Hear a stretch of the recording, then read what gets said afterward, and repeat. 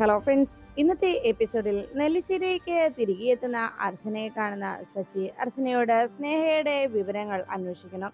സച്ചി വെള്ളം കുടിച്ചുകൊണ്ട് അങ്ങനെ ഹാളിൽ നിൽക്കുമ്പോൾ അരികിലേക്ക് എത്തിയ അർച്ചനയോട് സച്ചിയോട് ചോദിച്ചു, കുഞ്ഞെവിടെ? കുഞ്ഞെന്തിയ സച്ചിയേട്ടാ? അപ്പോഴേക്കും സച്ചി പറഞ്ഞു, കുഞ്ഞിനെ ആതിര പാല് കൊടുക്കാനായി കൊണ്ടുപോയി. എന്താ ഇപ്പൊ സ്നേഹയുടെ കാര്യം എങ്ങനെയുണ്ട് എന്നാ സച്ചിയുടെ അന്വേഷണം കേട്ട് അർച്ചന പറഞ്ഞു, സ്നേഹയ്ക്ക് വല്ലാത്ത വേദനയുണ്ട് സച്ചിയേട്ടാ. ദേഹത്തൊക്കെ നല്ല പെയിൻ ഉള്ളത് കൊണ്ട് ആള് വല്ലാതെ ബുദ്ധിമുട്ടുന്നുണ്ട്. എന്തായാലും ഞാൻ ഡോക്ടറെ വിളിച്ച് വിവരം പറഞ്ഞിട്ടുണ്ട്. ഡോക്ടർ ഉടനെ തന്നെ എത്തിച്ചേരും. ഡോക്ടർ വന്നു കഴിയുമ്പോഴേക്കും എല്ലാം ഓക്കെ ആവുമെന്ന് പറഞ്ഞപ്പോ അർച്ചനയോട് ശശി ചോദിച്ചു, എടോ തനിക്ക് പേടിയുണ്ടോ ഇങ്ങനൊരു അവസ്ഥയിൽ അവളെ നോക്കാനായിട്ട് എന്ന് ചോദിച്ചപ്പോ അർച്ചന പറഞ്ഞു, എന്തിനാ ശശിയേട്ടാ, ഇതൊരു രോഗാവസ്ഥയില്ലേ, ഇത് ആർക്ക് വേണമെങ്കിലും എപ്പോ വേണമെങ്കിലും വരാം, അതിനല്ലേ നമ്മള് ചികിത്സ നടത്തുന്നത് എന്ന് ചോദിച്ചതും അവിടേക്ക് അവന്തിക എത്തിയിട്ട് പറഞ്ഞു, ആ അത് ശരി, നീ ചെയ്യുന്നത് ശരിയല്ല അർച്ചനെ. ഇങ്ങനെ ഒരു അസുഖം വന്നു കഴിഞ്ഞാൽ അയാളെ ഉടനെ ഹോസ്പിറ്റലിൽ അഡ്മിറ്റ് ചെയ്യുക ചെയ്യേണ്ടത്. അവിടെ ഹോസ്പിറ്റലിലാകുമ്പോൾ വേണ്ട ട്രീറ്റ്മെന്റും കിട്ടും. അല്ലാതെ ഈ കുടുംബത്തിലുള്ള എല്ലാവർക്കും ഈ രോഗം വരുത്താനുള്ള ശ്രമം നടത്തരുത് എന്ന് പറഞ്ഞപ്പോ സച്ചി ചോദിച്ചു, എന്താ അർച്ചന, നമുക്ക് അങ്ങനെ ചെയ്താലോ? നമുക്ക് സ്നേഹയെ ഹോസ്പിറ്റലിൽ കൊണ്ടുപോയാലോ എന്ന് ചോദിച്ചതും അർച്ചന പറഞ്ഞു, സച്ചിൻ എന്താ ഈ പറയുന്നത്? അങ്ങനെ സ്നേഹയെ ഹോസ്പിറ്റലിൽ കൊണ്ടുപോകേണ്ട ആവശ്യം എന്തെങ്കിലും ഉണ്ടോ? അത് ശരിയായ കാര്യമാണോ? ഹോസ്പിറ്റലിലേക്ക് കൊണ്ടുപോയി അവിടെ ഏതെങ്കിലും ഒരു നേഴ്സിനെ കൂടി ഏർപ്പാട് ചെയ്ത് അങ്ങനെ നോക്കാൻ നിർത്തിയാൽ കൂടെ പോയി ആരാ നിൽക്കുന്നത്? ഈ പറയുന്ന അവന്തിയെടുത്തി പോയി ഒരു ദിവസമെങ്കിലും സ്നേഹയ്ക്ക് കൂട്ടോടെ പോയി നിൽക്കുവോ? അങ്ങനെയാണെങ്കിൽ ഇപ്പൊ തന്നെ നമുക്ക് സ്നേഹയെ ഹോസ്പിറ്റലിലേക്ക് കൊണ്ടുപോകാം എന്ന് അർച്ചന അവന്തികയോട് അറിയിച്ചു. അത് കേട്ടതും അവന്തിക ആകെ അന്തിച്ചങ്ങ നിൽക്കുമ്പോ, അല്ല ഞാനെന്തിനാ നിർത്തുന്ന, ഒരു ജോലിക്കാരിയെ നിർത്തിയാ പോരെ എന്ന് ചോദിച്ചതും അർച്ചന പറഞ്ഞു, അങ്ങനെ ആരോരുമില്ലാത്ത ഒരുവളല്ല സ്നേഹ, അവൾ ഈ നെല്ലിശ്ശേരിയിലെ കുട്ടിയാണ്. എടുത്തിക്ക് എന്താ ഇത്ര നിർബന്ധം അവളെ ഹോസ്പിറ്റലിൽ കൊണ്ടുപോയി നടത്തണമെന്ന്? എന്തായാലും തൽക്കാലം അതിന് ഞാൻ ശ്രമിക്കുന്നില്ല. ഇത് പണ്ടത്തെ പോലെയല്ല ഇപ്പോഴത്തെ ഈ രോഗം വന്നാലത്തെ സ്ഥിതി. അതുകൊണ്ട് തന്നെ ഇപ്പോ ഹോസ്പിറ്റലിൽ പോകുന്നതിന് പകരം വീട്ടിലിരുത്തിയാണെങ്കിലും ചികിത്സിക്കാം. പിന്നെ ഡോക്ടറെ ഞാൻ വിളിച്ച് വിവരം പറഞ്ഞിട്ടുണ്ട്. ഉടൻ തന്നെ ഡോക്ടർ എത്തും. വേണ്ട മരുന്നുകളും ഡോക്ടർ നൽകും എന്ന് പറഞ്ഞു. എല്ലാം കേട്ടതിന് ശേഷം അവന്തിക ആകെ ഭയന്നങ്ങ് നിൽക്കുമ്പോൾ അർച്ചന പറഞ്ഞു, അല്ല എടുത്തിക്ക് പേടിയാണെങ്കിൽ എടുത്തി ആ ഭാഗത്തേക്ക് വരേണ്ടതില്ല. എനിക്കറിയാം അർച്ചന അവന്തികേടത്തിയുടെ നീക്കങ്ങൾ, അവന്തികേടത്തിയുടെ തീരുമാനം എന്തായിരുന്നുവെന്ന്. സ്നേഹയ്ക്ക് ഇങ്ങനെ അസുഖം വന്നു എന്ന് അറിഞ്ഞപ്പോ നിങ്ങള് മനഃപൂർവ്വം സ്നേഹയെ ഒഴിവാക്കാൻ നോക്കുകയല്ലായിരുന്നോ? എന്തായാലും അങ്ങനെ ഇപ്പോ സ്നേഹയെ ഒഴിവാക്കാൻ ഞാൻ സമ്മതിക്കില്ല എന്ന് അർച്ചന അറിയിച്ചു. എല്ലാവരും അവരവരാകുന്ന സഹായം ചെയ്താൽ മതി, ദയവ് ചെയ്ത് ഉപദ്രവിക്കാൻ വരരുത് എന്ന് അർച്ചന അവന്തികയോട് പറയുമ്പോ ഉടനെ ശശി ചോദിച്ചു, എടോ ഞാനെന്ത് സഹായമാണോ ഇപ്പൊ ചെയ്യേണ്ടത്? എന്ത് സഹായം എന്തെങ്കിലും വേണോ എന്ന് ചോദിച്ചപ്പോ സച്ചിയോട് അർച്ചന പറഞ്ഞു, ആ സച്ചിയുടെ സഹായം ഇപ്പം വേണം, സച്ചിൻ ഒന്ന് വന്നേ എന്ന് പറഞ്ഞ് അർച്ചന സച്ചിയെ വിളിച്ചോണ്ട് പോകുമ്പോ അവന്തികയോട് പറഞ്ഞു, അതേ എടുത്തി വേഗം പോയി മുറിയിൽ പോയിരുന്നോ, അല്ലെങ്കിൽ ഇങ്ങനെ ഇറങ്ങി നടന്നാൽ വല്ല രോഗവും പിടിപെട്ടാലോ എന്ന് പറഞ്ഞ് അവന്തികയെ കളിയാക്കിയതിനു ശേഷം അർച്ചന സച്ചിയെ വിളിച്ചുകൊണ്ട് വീടിന്റെ പറമ്പിലേക്ക് ഇറങ്ങി. അപ്പോ പിന്നാലെ സച്ചി ഓടി എത്തിയിട്ട് ചോദിച്ചു, എടോ അവിടെ നിന്നെ താനിത് എങ്ങോട്ടായി പോകുന്നത് എന്ന് പറഞ്ഞത്. ദാ അവിടെ വരെ. സച്ചീറിനെ മരം കയറാൻ അറിയോ എന്ന് ചോദിച്ചത്. ആ മരം കയറാൻ എനിക്ക് അറിയോന്നും. താൻ എന്ത് ചോദിക്കുന്നത്? അത് വലിയൊരു ഡാർക്ക് സ്റ്റോറിയാ എന്ന് പറഞ്ഞതും, ഓഹോ അങ്ങനെയാണോ, എന്നാ ശരി ഞാൻ ഒന്ന് കേൾക്കട്ടെ എന്ന് പറഞ്ഞതും, അതെ അത് ഇച്ചിരി കടുപ്പമുള്ളതാ എന്ന് പറഞ്ഞപ്പോ അർച്ചന പറഞ്ഞു, എന്തായാലും ശരി സച്ചിനൊന്ന് പറഞ്ഞേ ഞാൻ കേൾക്കട്ടെ. അപ്പോഴേക്കും സച്ചി പറഞ്ഞു, അതെ കുഞ്ഞുനാളിലെ ഞാൻ ഈ മരത്തെ കയറുമായിരുന്നു. നമ്മുടെ മുറ്റത്ത് വലിയൊരു മാവുണ്ടായിരുന്നു. ആ മാവില് നല്ല മൂവാണ്ട മാങ്ങ അങ്ങനെ പഴുത്തങ്ങനെ കിടക്കുകയാണ്. അപ്പോ നന്ദേട്ടനും സന്ദീപിനും മാമ്പഴം വേണം താനും. ഞാൻ ആ മരത്തിലും കയറണം. അങ്ങനെ അവരെന്നെ ഉന്തി മരത്തിൽ കയറ്റി. ഞാനങ്ങ് മരത്തിന്റെ അങ്ങ് ചില്ലയിൽ ചെല്ലുമ്പോ അവിടെ ഒരു കൊലയിൽ മൂന്നാലെണ്ണം അങ്ങനെ പഴുത്ത് വിളഞ്ഞു കിടക്കണം. ഞാൻ പതിയെ അതിന് മുകളിലേക്ക് ചെന്ന് കയറി. അപ്പോഴേക്കും ഞാൻ ഈ മരത്തിൽ കയറുന്നത് അച്ഛന് ഇഷ്ടമുള്ള കാര്യമല്ലല്ലോ. അതുകൊണ്ട് അച്ഛന് എന്നെ മരത്തിൽ കയറുന്ന കാര്യങ്ങളൊക്കെ അച്ഛൻ താല്പര്യമില്ലാത്തതുകൊണ്ട് അതുകൊണ്ട് അച്ഛൻ മരത്തിൽ കയറുന്നത് എന്നെ എന്നും തടയുമായിരുന്നു. അപ്പോ നന്ദേട്ടനും സന്ദീപിനും മരത്തിൽ കയറാൻ അറിയത്തില്ലേ എന്ന് ചോദിച്ചപ്പോ സച്ചി പറഞ്ഞു, അവര് പേടിത്തൊണ്ടന്മാരല്ലേ, അവർക്കതൊന്നും അറിയത്തില്ല. ഞാനാണല്ലോ അന്നും ഹീറോ എന്ന് പറഞ്ഞതും അച്ഛനെ പറഞ്ഞു, ഓ ശരി എന്നാ ഹീറോ പറ എന്ന് പറഞ്ഞപ്പോ സച്ചി പറഞ്ഞു, അന്ന് ഞാൻ ആ മാമ്പഴം പറിക്കാൻ എത്തിയപ്പോഴാണ് അത് സംഭവിച്ചത്. പെട്ടെന്ന് അച്ഛന്റെ കാർ ഗേറ്റ് കടന്നു വന്നു. ഇത് കണ്ടതോടെ നന്ദേട്ടനും സന്ദീപും വേഗം ഓടി ഒളിച്ചു. ഞാനാണെങ്കിൽ മാവിന്റെ കൊമ്പത്തും. അച്ഛൻ വന്ന് വണ്ടി നിർത്തിയതും ഞാൻ ആ മാവിന്റെ ചില്ലയും കൊണ്ട് നേരെ ഒടിഞ്ഞ് താഴേക്ക്. ഇത് കണ്ടതോടെ അച്ഛനാകെ ദേഷ്യായി. അപ്പോ അച്ഛൻ എന്ത് ചെയ്തു എന്നിട്ട് എന്ന് ചോദിച്ചിട്ടും എന്ത് ചെയ്തെന്നോ, രണ്ട് ചൂരിൽ വെച്ച് രണ്ട് നല്ല തല്ല് ചന്തിക്ക്, അതിന്റെ പാട് ഇപ്പോഴും ഉണ്ട് എന്ന് പറഞ്ഞതും ഉടനെ ആ എന്നാ പിന്നെ ആ എക്സ്പീരിയൻസ് നമുക്കൊന്ന് പൊടി തട്ടിയെടുക്കാം എന്ന് അർച്ചന സച്ചിയോട് പറഞ്ഞു. ഏ അതെന്താടോ താനെന്താ ഈ പറയുന്നത്? അല്ല സച്ചിനെ മരത്തെ കയറ്റാണ് ഞാനിപ്പോ വന്നത്, നമുക്കൊന്ന് മരം കയറാം എന്ന് പറഞ്ഞതും അത് ശരി, അത് കൊള്ളാലോ, ഇത് നല്ലൊരു അക്കിടിയാണല്ലോ. അപ്പോ താനെന്നെ മരത്തെ കയറ്റാനാ വന്നത് എന്ന് ചോദിച്ചതും ഏത് മരത്തേല്, മാവേലോ എന്ന് ചോദിച്ചപ്പോ മാമ്പഴമൊന്നും അല്ല, ദാ ആ കാണുന്ന വേപ്പ് മരത്തേല് എന്ന് അർച്ചന സച്ചിയെ ചൂണ്ടിക്കാണിച്ചു. സച്ചി ആ വേപ്പുമരം അടിമുടി നോക്കിയിട്ട് പറഞ്ഞു, അയ്യോ അതിലൊക്കെ ഉറുമ്പുണ്ടാവും എന്ന് പറഞ്ഞത് അർച്ചന പറഞ്ഞു, ദേ സച്ചിയേട്ടാ ചുമ്മാ ഉടായ്പ കാണിക്കരുതേ, വേഗം വന്നേ. അതെ, പെങ്ങളെ ശുശ്രൂഷിക്കുന്ന കാര്യത്തിലെ ആങ്ങളയ്ക്കും കുറച്ച് ഉത്തരവാദിത്തമൊക്കെ ഉണ്ട് എന്ന് പറഞ്ഞ് അർച്ചന സച്ചിയും വിളിച്ചുകൊണ്ട് ആ വേപ്പിന്റെ മണ്ടയിൽ കയറാനായി നിർബന്ധിച്ചു. എടോ ഞാൻ എന്നാ വല്ല ജോലിക്കാരെയും വിളിക്കാം എന്ന് പറഞ്ഞതും അതിനൊക്കെ സമയം ഒത്തിരിയാവും, സച്ചിയേട്ടാ വേഗം കയറി കുറച്ച് പറിച്ചതാ എന്ന് പറഞ്ഞതും എടോ ഞാൻ പറഞ്ഞില്ലേ സ്നേഹയ്ക്ക് എന്തിനാ ഇപ്പൊ ഈ ആര്യവേപ്പ് എന്ന് ചോദിച്ചതും അർച്ചന പറഞ്ഞു, സ്നേഹയെ കുളിപ്പിക്കാനും സ്നേഹയുടെ ബെഡിൽ നിർത്താനുമാണ് ഈ ആര്യവേപ്പ് എന്ന് പറഞ്ഞു. ഇനി നോക്കി നിൽക്കാതെ വേഗം കയറിക്കേ മോൻ എന്ന് പറഞ്ഞതും സച്ചി വേഗം മരത്തേൽ കയറാനായി തയ്യാറായി. അങ്ങനെ സച്ചി പതിയെ മരത്തിന്റെ ചിലയിൽ കയറി കുറെ ആര്യവേപ്പിന്റെ ഇലകൾ പറിച്ച് അർച്ചനയ്ക്ക് ഇട്ടുകൊടുക്കുന്നു. ഈ സമയത്ത് അവരെന്താ അവിടെ ചെയ്യുന്നറിയാനായി പിന്നാമ്പുറത്തേക്ക് അവന്തികയും എത്തി. സച്ചി മരത്തിൽ കയറിയിരുന്ന ആ ആര്യവേപ്പിന്റെ ഇലകൾ അർച്ചനയ്ക്ക് പറിച്ചിട്ട് കൊടുക്കുന്നത് അപ്പുറത്ത് മാറി നിന്ന് അവന്തിക കാണാനിടയായി. അവന്തിക അത് കണ്ടതും ഒട്ടും ഇഷ്ടപ്പെടാതെ അവന്തിക അങ്ങനെ നോക്കി നിൽക്കുമ്പോൾ സച്ചിയുടെ ദേഹത്തേക്ക് ആ ആര്യവേപ്പിലുണ്ടായിരുന്ന മിശ്ര കയറാൻ തുടങ്ങി. അവസാനം സച്ചിയുടെ ദേഹത്ത് കയറി അത് കടിക്കാൻ തുടങ്ങിയെന്നും സച്ചി അപ്പോഴേക്കും നിലവിളിച്ചു, അയ്യോ എന്നെ കടിക്കണേ എന്ന് പറഞ്ഞു. അച്ഛനയ്ക്ക് ആകെ ടെൻഷനായി. എന്താ സച്ചിയേട്ടാ എന്ത് പറ്റി എന്ന് ചോദിച്ചതും സച്ചി വേഗം ആ മരത്തിന്റെ ചിലയിൽ നിന്ന് വേഗം കൈവിട്ട് താഴെ നിലത്തേക്ക് എടുത്തു ചാടി. അർച്ചന ആകെ വല്ലാത്ത ടെൻഷനിലായി. അയ്യോ സച്ചിയേട്ടാ എന്ന് പറഞ്ഞ് അർച്ചന സച്ചിയുടെ അരികിലേക്ക് ഓടിപ്പോകുമ്പോൾ ഈ കാഴ്ച കണ്ട് അവന്തിക പുഞ്ചിരിച്ചു. അല്ലെങ്കിലും അങ്ങനെ തന്നെ വേണം അവൾക്ക് എന്ന് പറഞ്ഞ് അവന്തിക നോക്കി നിൽക്കുമ്പോൾ അർച്ചന സച്ചിക്ക് അരികിലേക്ക് എത്തി സച്ചിയുടെ ദേഹത്ത് കടിച്ച ആ ഉറുമ്പുകളെയെല്ലാം തട്ടിക്കളഞ്ഞ് സച്ചിക്ക് അരികിലായി തന്നെ ഇരുന്നു. സച്ചിയെ പതിയെ ആ ഉറുമ്പെല്ലാം കടിക്കാതെ സച്ചിയുടെ ദേഹത്ത് നിന്ന് ആ ഉറുമ്പിനെ എല്ലാം തട്ടിക്കളഞ്ഞുകൊണ്ട് അർച്ചന സച്ചിക്കരികിലേക്ക് ഓടിയെത്തി.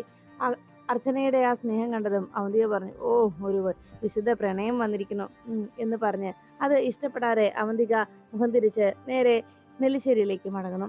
അതിനുശേഷം അർച്ചന ആ ഇലകളെല്ലാം എടുത്ത് സച്ചിയോടൊപ്പം നേരെ അകത്തേക്ക് കയറുന്നു. പിന്നീട് അർച്ചന സച്ചിയെ കൊണ്ട് പറിപ്പിച്ച ആ ആര്യവേപ്പിന്റെ ഇലകളെല്ലാം സ്നേഹയുടെ ബെഡിൽ മുഴുവൻ നിരത്തി. സ്നേഹയെ പരിശോധിക്കാനായി എത്തിയ ഡോക്ടർ സ്നേഹയെ പരിശോധിച്ചതിന് ശേഷം വേണ്ട മരുന്നുകളുടെ പ്രിസ്ക്രിപ്ഷൻ അർച്ചനയെ ഏൽപ്പിക്കുന്നു. അർച്ചനയോട് ഡോക്ടർ പറഞ്ഞു, എന്തായാലും ഞാൻ അർച്ചനയെ സമ്മതിച്ചിരിക്കണം. ഇത് ഒരു 2-3-4 ദിവസത്തിനുള്ളിൽ ഇതിന്റെയൊക്കെ വേദനകൾ മാറുകയും ഇതെല്ലാം ചുങ്ങുകയും ചെയ്യും. കുറച്ച് ദിവസത്തേക്ക് ഒന്ന് ടെൻഷൻ ആവേണ്ടി വരും, അത്രമാത്രം. എന്തായാലും അർച്ചനയുടെ ധൈര്യം ഞാൻ സമ്മതിച്ചിരിക്കുക. ഇതുപോലെയുള്ള ഒരു രോഗാവസ്ഥയിൽ കൂടെ നിന്ന് പരിചരിക്കാൻ അർച്ചന തയ്യാറായല്ലോ. സാധാരണ വീടുകൾ സംഭവിക്കുന്നത് ഇങ്ങനെ ഒരു രോഗം ഉണ്ടായി എന്നറിഞ്ഞാൽ ഉടൻ തന്നെ ഹോസ്പിറ്റലിൽ എത്തിക്കും, എന്നിട്ട് ഏതെങ്കിലും ഒരു നേഴ്സിനെ കൂടെ നിർത്തും, അത്രേ ചെയ്യാറുള്ളൂ. ഇവിടെ ആ സ്ഥാനത്ത് അർച്ചന എല്ലാത്തിനും മുന്നിൽ തന്നെ നിന്ന് എല്ലാ കാര്യങ്ങളും ചെയ്തു കൊടുക്കുന്നുണ്ടല്ലോ. എന്തായാലും ഞാൻ ഇടയ്ക്ക് വരാം സ്നേഹ, നിങ്ങൾ വേണ്ട രീതിയിൽ ഞാൻ പറഞ്ഞ ഈ മരുന്നുകളൊക്കെ കഴിക്കുക കേട്ടോ എന്ന് പറഞ്ഞ് അവിടെ നിന്ന് ഡോക്ടർ പോകുന്നു. ഡോക്ടർ പോയതിനു ശേഷം അർച്ചന സ്നേഹയുടെ അരികിലേക്ക് അയച്ചെന്ന് ആ ചെയറിൽ ചെന്നിരുന്നു. ഉടനെ അർച്ചനയോട് സ്നേഹ ചോദിച്ചു, എടുത്തിക്ക് പേടിയില്ലേ എന്ന് ചോദിച്ചപ്പോ അർച്ചന പറഞ്ഞു, അതെ എന്തിനാ പേടിക്കുന്നത്, ഇതൊരു രോഗാവസ്ഥയില്ലേ, പിന്നെ 3-4 ദിവസത്തേക്ക് ഈ ഒരു വേദന ഉണ്ടാകും, പിന്നെ പതിയെ പതിയെ ഈ കുമിളകളൊക്കെ ചുങ്ങിക്കോളും എന്ന് പറഞ്ഞു.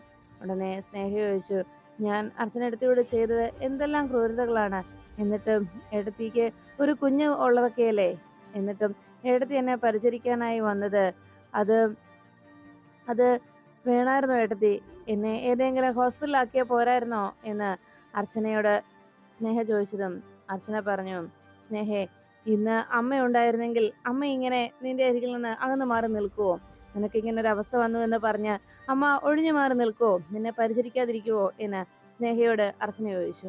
അത് കേട്ടതും സ്നേഹയുടെ കണ്ണുകൾ നിറയുന്നത് കണ്ട് അർച്ചന പറഞ്ഞു, എടുത്തി എന്ന് പറയുന്നത് ഒരു വെറും വാക്കല്ല, അത് വലിയൊരു ഉത്തരവാദിത്തമാണ്. അതുകൊണ്ടാണല്ലോ എടുത്തി എന്നതിനർത്ഥം അമ്മ എന്നുകൂടിയുണ്ട്. അതുകൊണ്ടാ എല്ലാവരും എടുത്തി അമ്മ എന്ന് പറയുന്നത്. എന്തായാലും അതൊന്നും ഓർത്ത് നീ വിഷമിക്കണ്ട. നിന്റെ ഈ രോഗം മാറുന്നത് വരെ നിന്റെ ഒപ്പം തന്നെ ഞാൻ ഉണ്ടാവും മോളെ. എന്തായാലും മോളൊരു കാര്യം ചെയ്യ്. മറ്റൊന്നും ആലോചിക്കാതെ കുറച്ചു നേരം കിടന്നോ. ഞാൻ പോയി കുളിക്കാനുള്ള ആര്യവേപ്പിന്റെ വെള്ളം റെഡിയായിക്കൊണ്ട് വരാം. അത് കേട്ടപ്പോ സ്നേഹ ചോദിച്ചു, അല്ല ഏട്ടത്തി, ഈ ഒരു അവസ്ഥയിൽ കുളിക്കാൻ പാടുണ്ടോ എന്ന് ചോദിച്ചപ്പോ അർച്ചന പറഞ്ഞു, കുളിക്കരുതെന്നാണ് പറയുന്നത്. പക്ഷെ ആര്യവേപ്പിന്റെ ഇലയിട്ട വെള്ളത്തിൽ കുളിച്ചാൽ പെട്ടെന്ന് ഈ അവസ്ഥയെല്ലാം മാറും. വേഗം തന്നെ 2-3 ദിവസത്തിനുള്ളിൽ എല്ലാം ഭേദമാകും. അതുകൊണ്ട് ഞാൻ വേഗം പോയി വെള്ളം റെഡിയാക്കിക്കൊണ്ട് വരാം എന്ന് പറഞ്ഞ് അർച്ചന അവിടുന്ന് പോകാൻ തുടങ്ങുമ്പോൾ സ്നേഹ എടുത്തി എന്ന് വിളിച്ച് കണ്ണുകൾ നിറയുന്നത് കണ്ട് അർച്ചന പറഞ്ഞു, എന്താ മോളെ, നീ വെറുതെ കണ്ണെല്ലാം നിറച്ച് ഇത് വലിയൊരു സീനാക്കി മാറ്റല്ലേ എന്ന് പറഞ്ഞ് അർച്ചന അവിടെ നിന്ന് പോകുന്നു. സ്നേഹ ആകെ വിഷമത്തോടെ അങ്ങനെ അർച്ചനയോട് താൻ ചെയ്ത തെറ്റുകളൊക്കെ ഓർത്ത് അങ്ങനെ സങ്കടപ്പെട്ടിരിക്കുമ്പോൾ അർച്ചനയും ശശിയും കൂടി ഉമ്മർ പിന്നാമ്പുറത്ത് ഒരടുപ്പ് കൂട്ടി ഒരു വലിയൊരു കലത്തിൽ ആര്യവേപ്പിന്റെ ഇലയിട്ട് തിളപ്പിച്ചുകൊണ്ടിരുന്നു. വെള്ളം ചൂടാക്കാനായി രണ്ടുപേരും കൂടി അങ്ങനെ ചെയ്യുന്നത് കണ്ടുകൊണ്ട് പുറത്തേക്ക് വന്ന് നോക്കുകയാണ് അവന്തിക. ആ കാഴ്ച കണ്ടതും അർച്ചന പതിയെ സച്ചിയെ വിളിച്ചു. സച്ചിയേട്ടാ, അവന്തികേട്ടത്തി എന്ന് അർച്ചന വിളിക്കുമ്പോൾ സച്ചി വേഗം അവന്തികേട്ടത്തി നോക്കി നിൽക്കുന്നത് കണ്ടു. എന്നിട്ട് അവിടേക്ക് വരുന്നത് കണ്ടതോടെ സച്ചി ഓർത്തു, ആ ഏട്ടത്തിക്ക് ഒരു പണി കൊടുത്താലോ. അങ്ങനെ ആലോചിച്ചുകൊണ്ട് സച്ചി അവന്തിക അരികിലേക്ക് വന്നതും വേഗം സച്ചി ചാടി എഴുന്നേറ്റു. ഉടനെ എന്താ പരിപാടി എന്ന് ചോദിച്ചതും, ഒന്നുമില്ല ഏട്ടത്തി, സ്നേഹയ്ക്ക് കുളിക്കാനായിട്ടുള്ള വെള്ളം റെഡിയാക്കുക. അപ്പോഴേക്കും ഉടനെ തന്നെ അവന്തിക ചോദിച്ചു, അല്ല എന്തെങ്കിലും സഹായം വേണോ എന്ന് അവന്തിക അന്വേഷിച്ചതും സച്ചി പറഞ്ഞു, വേണോ ഏട്ടത്തി, ഏട്ടത്തിയുടെ ഒരു സഹായം വേണം. ആദ്യം ഈ കലം ഒന്ന് നമുക്ക് വാങ്ങി വെക്കാം. അത് കേട്ടതും അവന്തിക പറഞ്ഞു, അതിനെന്താ, ഞാൻ റെഡി എന്ന് പറഞ്ഞ് അവന്തിക വേഗം ആ കലം എടുത്ത് വാങ്ങി വെക്കാനായി കൈയുമായി നേരെ വേഗം ആ കലത്തിനരികിലേക്ക് ചെന്നു.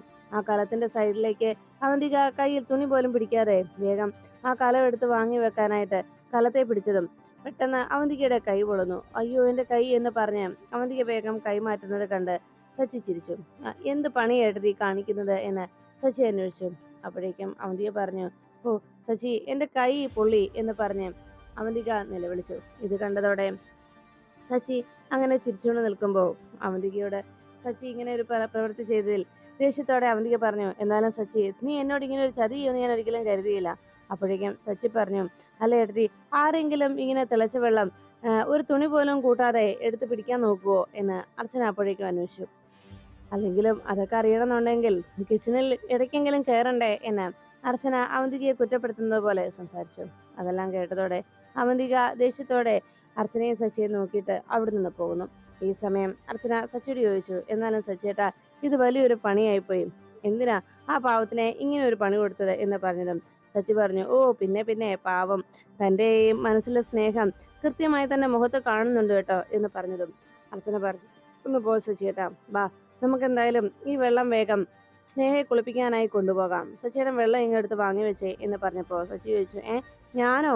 അത് ശരി, ഈ കുപ്പിയിലിറങ്ങി വന്ന ഭൂതം പോലെ ഓരോരോ പണി എനിക്ക് തന്നുകൊണ്ടിരിക്കുകയല്ലേ എന്ന് ചോദിച്ചപ്പോ അർച്ചന പറഞ്ഞു, ദേ സച്ചിയേട്ടനും ആ പെങ്ങളുടെ കാര്യത്തിൽ ഉത്തരവാദിത്തങ്ങളുണ്ട്. അതെ, അതുകൊണ്ട് മര്യാദയ്ക്ക് വെള്ളമായിട്ട് എന്റെ പിന്നാലെ വന്നോ, അതാ നല്ലത് എന്ന് പറഞ്ഞ് അർച്ചന സച്ചിയോട് വെള്ളം എടുത്തുകൊണ്ട് വരാൻ അറിയിച്ചു. ഇപ്പൊ തന്നെ എടുക്കണോടോ, കുറച്ച് കഴിഞ്ഞു പോരെ എന്ന് സച്ചി ചോദിച്ചതും സച്ചിയേട്ടാ, ഇപ്പൊ തന്നെ വേണം, മടി കാട്ടല്ലേ എന്ന് പറഞ്ഞ് അർച്ചന പറഞ്ഞത് കേട്ട് സച്ചി വെള്ളവുമായി സ്നേഹയ്ക്ക് കുളിക്കാനുള്ള വെള്ളവുമായി അർച്ചനയ്ക്ക് പിന്നാലെ പോകുന്നു. അതിനുശേഷം കുളിയെല്ലാം കഴിഞ്ഞ സ്നേഹയെ മുടിയൊക്കെ ഉണക്കാനായിട്ട് മുടിക്ക് താഴെ അങ്ങനെ ആവി കൊടുക്കുകയും മുടിയൊന്ന് പുകയ്ക്കുകയും ഒക്കെ കുന്തിരിക്കൊക്കെ ഇട്ട് പുകയ്ക്കുകയൊക്കെ ചെയ്യുന്നു. അതിനുശേഷം അർച്ചന വീണ്ടും സ്നേഹയുടെ ദേഹത്തുള്ള ആ ഓരോ പാടുകളിലും ഡോക്ടർ പറഞ്ഞ ആ മരുന്നുകൾ പുരട്ടിക്കൊടുത്തു.